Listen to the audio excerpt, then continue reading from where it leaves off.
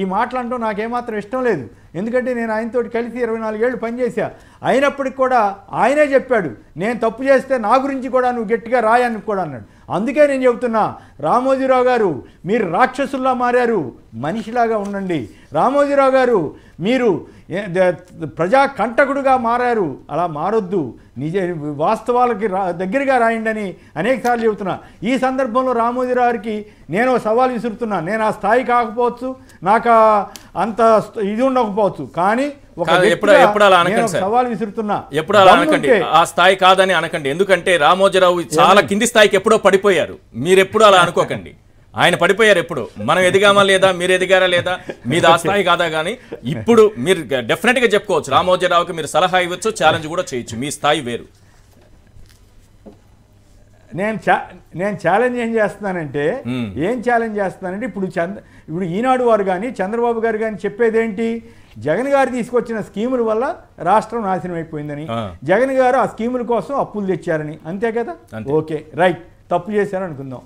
మరి అదే చంద్రబాబు నాయుడు గారు జగన్ గారికి ఇస్తున్నటువంటి స్కీముల కన్నా 5 రెట్లు ఎట్లా ఎక్కువ ఇస్తున్నారు. ఈయన మొత్తం 45,000 కోట్లు ఖర్చు పెడుతుంటే ఏడాదికి, ఆయన ఈ 6 గ్యారంటీల్లోనే 1,50,000 కోట్ల నుంచి 2 లక్షల కోట్లు ఎట్లా ఖర్చు పెడతానంటున్నారు. నిజానికి రామోజీరావు గారికి ఏమాత్రం విజ్ఞత ఇంగిత ఉంటే ఏం రాయాలి, చంద్రబాబు నువ్వు జనాన్ని మోసం చేస్తున్నావు, నీ దిక్కుమాలిన హామీలతోటి రాష్ట్రం నాశనం అయిపోతుంది అని రాయాలి కదా. రాస్తే ఎస్ ఆయనకి అర్హత వస్తుంది, ఎవరినైనా విమర్శించవచ్చు. అవేమీ రాయకపోగా చంద్రబాబు గారు ఆ 6 గ్యారంటీలు అనగానే అబ్బో బ్రహ్మాండం అని చెప్పేంత నీచ పరిస్థితికి వెళ్ళిపోతే, అంత ఏమంటాము ఏమాత్రం గుణం లేకుండా, ఏమాత్రం క్వాలిటీ లేకుండా వార్తలు రాసే పరిస్థితికి వెళ్ళిపోతే దాన్ని ఏమంటాం, రాక్షసత్వం కాక ఇంకోటి కాదా. అందుకే నా సవాల్ ఏమంటే, ఆయన చంద్రబాబు గారి స్కీముల్ని ఈ ఏదో గ్యారంటీలు, బాబు షూరిటీ గ్యారంటీ అనేది పెట్టాడు కదా, ఆ బాబు షూరిటీని అట్లాగే పవన్ కళ్యాణ్ గారు వీళ్ళందరూ కలిసి లోకేష్ గారు ఇష్టం వచ్చినట్టు ఇస్తున్నటువంటి హామీలని తప్పుపడుతూ చండాలంగా ఉన్నాయి, ఇట్లాంటివి చేయమాకండి, ఆంధ్రప్రదేశ్ ప్రజలను మోసం చేయొద్దు అని రాస్తే, నేను రామోజీరావు గారు ఏమి రాసినా నేను ఆయన గురించి నేను ఎప్పుడు మాట్లాడినాక నేను నోరు మూసుకు కూర్చుంటా. నిజానికి నిజాయితీ ఉంటే ఆ పని చేయాలి. 1,00,000 కోట్ల రుణమాఫీ చేస్తానని 2014లో చెప్పినప్పుడు ఏమన్నారండి పెద్ద మనుషులు, ఈనాడులో ఎవరు రాశారో తెలుసా మీకు, చంద్రబాబు గారు కాబట్టి చేయగలుగుతాడు అని జనమంతా నమ్ముతున్నారని రాశాడండి. ఇప్పుడు అదే పెద్ద మనిషి జగన్ గారు నవరత్నాలను సక్సెస్ఫుల్గా అమలు చేస్తే దాన్ని మెచ్చుకోకపోగా ఇప్పుడు దాన్ని నాశనం అయిపోయింది అది అని చెప్పిన వాళ్ళు, చంద్రబాబు గారు అందుకు 1,50,000 కోట్ల నుంచి 2 లక్షలు ఇంకా ఎక్కువే అవుతుంది. తెలంగాణలో 6 గ్యారంటీలకే 3 లక్షల కోట్లు అవుతుందని అక్బరుద్దీన్ ఓవైసీ గారు చెప్పారు. ఇక్కడ ఇంకా ఎక్కువ అవుద్ది. ఆ డబ్బంతా ఎక్కడి నుంచి తెస్తావు, నీకేం బుద్ధి ఉందా లేదా అని అడగాలి కదా. రామోజీరావు గారు ఏమాత్రం ఆయన వయసు తగ్గట్టుగా కానీ నిజంగా జర్నలిజాన్ని పెంచి పోషించే వాళ్ళైతే అది అడగాలి కదా చంద్రబాబు గారిని. ఏమయ్యా ఇంత మోసం చేయకూడదు, పద్ధతి కాదని నేను చెప్పాలి కదా. అదొక యాంగిల్.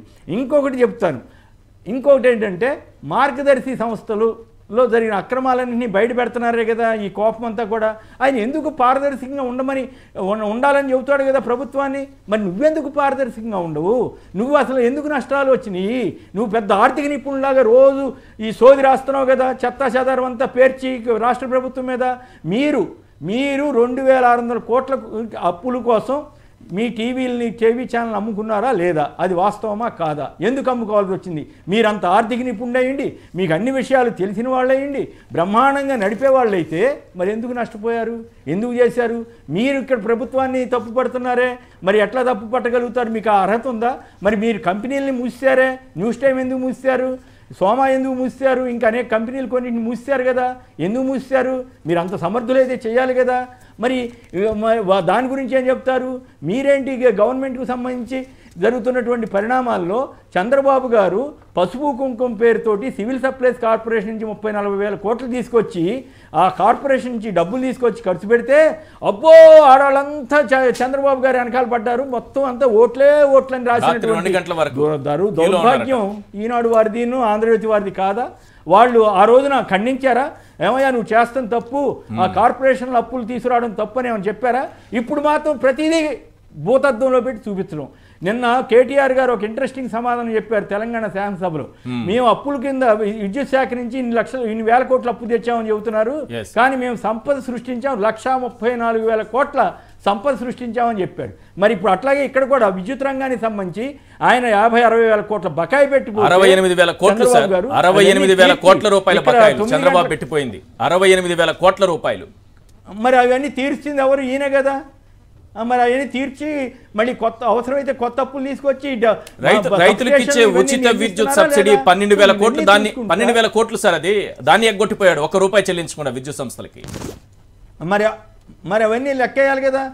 అవేమి చెప్పకుండా దుర్మార్గంగా ఏకపక్షంగా. ఎంత కారణం ఏంటంటే మేము ఎంత చేసినా సరే జగన్ గారి మీద ఉన్నటువంటి ప్రజల్లో ఉన్నటువంటి అభిమానం తగ్గట్లేదు. ఏం చేయాలో దిక్కుతోసగా ఇట్లాంటి చెత్త వార్తలను రాస్తున్నారు.